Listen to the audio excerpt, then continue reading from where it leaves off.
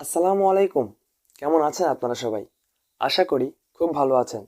আলহামদুলিল্লাহ, আমি অনেক ভালো আছি। অনলাইন থেকে আমরা সবাই ইনকাম করতে চাই, কিন্তু দেখা যাচ্ছে সঠিক গাইডলাইনের অভাবে আমরা কিন্তু অনলাইন থেকে ইনকাম করতে পারি না। তো আজকের এই ভিডিওতে আমি আপনাদেরকে এমন 5টি কাজের কথা বলবো, যেই 5টি কাজ আপনারা অনলাইনেও করতে পারবেন এবং ফিজিক্যালিও করতে পারবেন। অনেকে মনে করেন অনলাইন থেকে ইনকাম করা মানেই ফেক কিছু করা। হ্যাঁ, আপনার এটা ভাবা স্বাভাবিক, কারণ আমাদের দেশে এমন কিছু ফেক সাইট রয়েছে যেগুলোর মাধ্যমে আমরা তো ইনকাম করতেই পারি না। দেখা যাচ্ছে আপনি সেখান থেকে প্রতারিত হচ্ছেন। এজন্য ভিডিওর শুরুতেই বলে দিচ্ছি যে আজকের এই ভিডিওতে আমি ক্লিক করে আর্ন করা বা ভিডিও দেখে আর্ন করার মতো কোনো সাইট দেখাবো না আপনাদেরকে। আপনাদেরকে জেনুইন 5টি কাজের কথা বলবো। আপনারা যদি এই 5টি কাজ নিজের মধ্য থেকে ভালোভাবে করতে পারেন, তাহলে ইনশাআল্লাহ আপনি অনলাইন থেকে ইনকাম করতে পারবেন এবং এই কাজগুলোর মাধ্যমে আপনি ফিজিক্যালিও ইনকাম করতে পারবেন ইনশাআল্লাহ। তার আগে একটি কথা মনে রাখবেন যে এক ক্লিকে আর্ন করা বা ভিডিও দেখে বা অ্যাড দেখে আর্ন করা কিন্তু কখনো ক্যারিয়ার হতে পারে না। এটা এক সময় আছে, দেখা যাচ্ছে আরেক সময় নেই। অনেক সাইট আছে আপনাকে কিছু টাকা দিবে, কিন্তু তারপর কিন্তু আস্তে আস্তে আপনাকে কিন্তু টাকা দেওয়া বন্ধ করে দিবে। আপনি কিন্তু আর টাকা পাবেন না। তো আপনাকে এমন কিছু করতে হবে, আপনার যে বুদ্ধি রয়েছে সেই বুদ্ধিকে এমন কোনো জায়গায় খাটাতে হবে যাতে আপনি ভালো কাজ করতে পারেন। এরকম ক্লিক করে বা ভিডিও দেখে অ্যাড দেখে ইনকামের দিকে কখনোই যাবেন না। এটা আমার পার্সোনালি একটা পরামর্শ আপনাদের জন্য থাকবে। যখন আমরা প্রথম অনলাইন থেকে ইনকাম করতে যাই, তখন দেখা যায় এরকম ফেক সাইটগুলোতেই বেশি যাই। আমিও গিয়েছিলাম, কিন্তু কোনো ফায়দা হয় না। তো এসব কথা বাদ দিয়ে আজকের এই মূল ভিডিওতে চলে যাব। তার আগে আপনারা যারা আমাদের চ্যানেলটি সাবস্ক্রাইব করেন নাই, অবশ্যই সাবস্ক্রাইব করে পাশেই থাকবেন এরকম নতুন নতুন বিভিন্ন ইম্পর্টেন্ট ভিডিও পাওয়ার জন্য। চলুন ভিডিওটি শুরু করা যাক। আমাদের লিস্টে প্রথম যে কাজটি রয়েছে সেটি হচ্ছে ফটোগ্রাফি করা।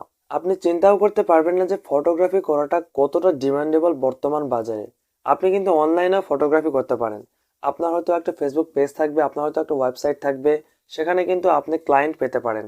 আবার আপনি কিন্তু ফটোগ্রাফির মাধ্যমে ফ্রিল্যান্সিং করতে পারেন। ফটোগ্রাফি করে আপনি সেই ফটোগুলোকে বিক্রিও করতে পারেন। বর্তমান সময়ে কিন্তু ফটোগ্রাফারের চাহিদা দিন দিন বাড়ছে। এই যে আগামীকালই আমি আমার বন্ধুদের সাথে ফটোগ্রাফি করার জন্য একজন ফটোগ্রাফার খুঁজছিলাম। সেখানে আমি একজন ফটোগ্রাফারকে পাই যে আমাদের জন্য 5 ঘন্টা ছবি তুলে দিবে এবং সেই 5 ঘন্টার জন্য সে 4,000 টাকা নিবে আমাদের কাছ থেকে। এখান থেকে আপনি বুঝতে পারলেন যে ফটোগ্রাফারের চাহিদা দিন দিন কতটা পরিমাণে বাড়ছে।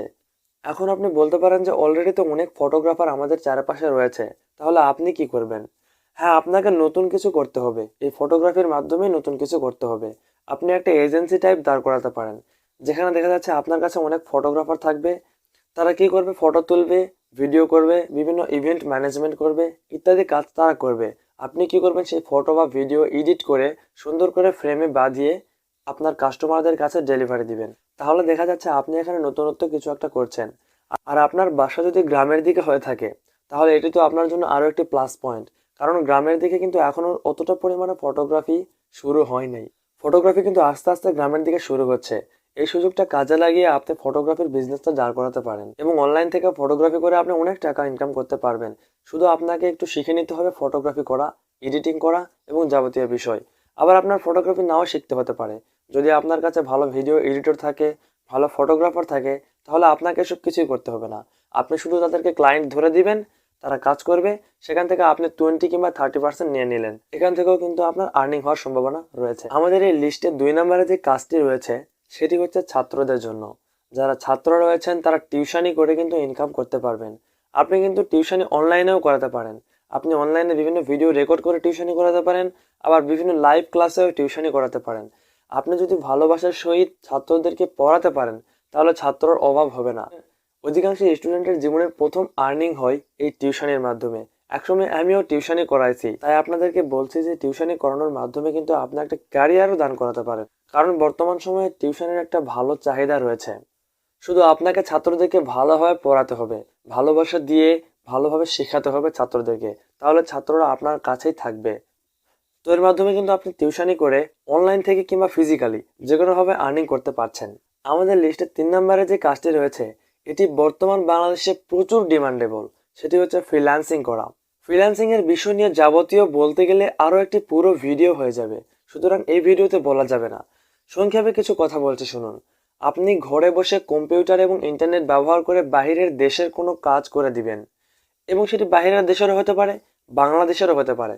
শুধু ইন্টারনেট ব্যবহার করে কম্পিউটারের মাধ্যমে আপনার নিজের দক্ষতাকে কাজে লাগিয়ে আপনি কাজ করে দিতে পারবেন বিভিন্ন ধরনের কাজ।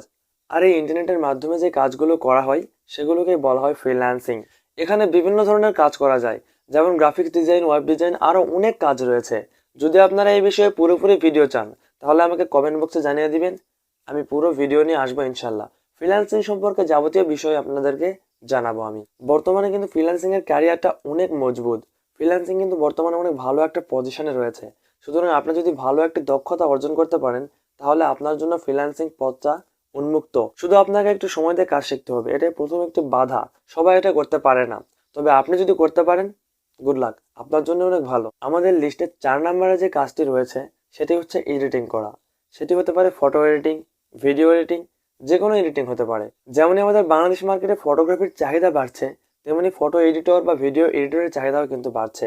বরং একজন ফটোগ্রাফার বা ভিডিওগ্রাফারের চাইতে কিন্তু একজন এডিটরের চাহিদা অনেক বেশি, এডিটরের ইনকামও অনেক বেশি। যদি আপনি ভালো এডিটিং পেরে থাকেন তাহলে এই বিষয়ে আরও দক্ষতা অর্জন করুন, করে আপনি বিভিন্ন ওয়েডিং ফটোগ্রাফি এডিট করতে পারেন, বিভিন্ন ওয়েডিং ভিডিওগ্রাফি এডিট করতে পারেন।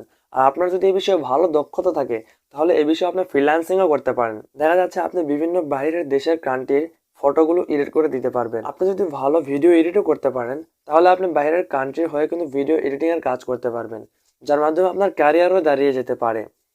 তো ফটো এডিটিং বা ভিডিও এডিটিং দুই কাজই কিন্তু আপনি অনলাইনে করতে পারেন, আবার ফিজিক্যালিও এজেন্সির মাধ্যমে করতে পারেন। আমাদের লিস্টের সর্বশেষ অর্থাৎ 5 নম্বরে রয়েছে ইউটিউবিং করা।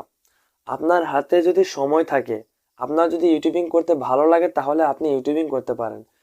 মনে রাখবেন, ইউটিউবিং কিন্তু ইনকামের উদ্দেশ্যে আসলে হবে না। আপনি যদি ইউটিউবার হতে চান তাহলে আপনাকে শুরুতে আসতে হবে ভিডিওকে পছন্দ করে, অর্থাৎ আপনাকে ভিডিও তৈরি করতে ইচ্ছুক হতে হবে। আপনি ইউটিউবে একটা চ্যানেল খুলতে পারেন এবং আপনার মধ্যে যে ক্রিয়েটিভিটি রয়েছে সেগুলোকে আপনি আপনার ভিডিওর মাধ্যমে মানুষকে শেখাতে পারেন। তাতে দেখা যাচ্ছে একসময় আপনার চ্যানেলটি গ্রো করবে এবং আপনার চ্যানেল থেকে আপনি ইনকাম করতে পারবেন। কিন্তু শুরুতে কিন্তু ইনকামের আশায় আসলে হবে না, কারণ শুরুতে ইউটিউব চ্যানেল থেকে ইনকাম করা পসিবল না। কিন্তু আপনি যদি এর পিছনে সময় দিয়ে লেগে থাকতে পারেন তাহলে একসময় যা আপনি এর থেকে অনেক ভালো একটি ইনকাম করতে পারবেন। তো এই ছিল আজকের ভিডিও।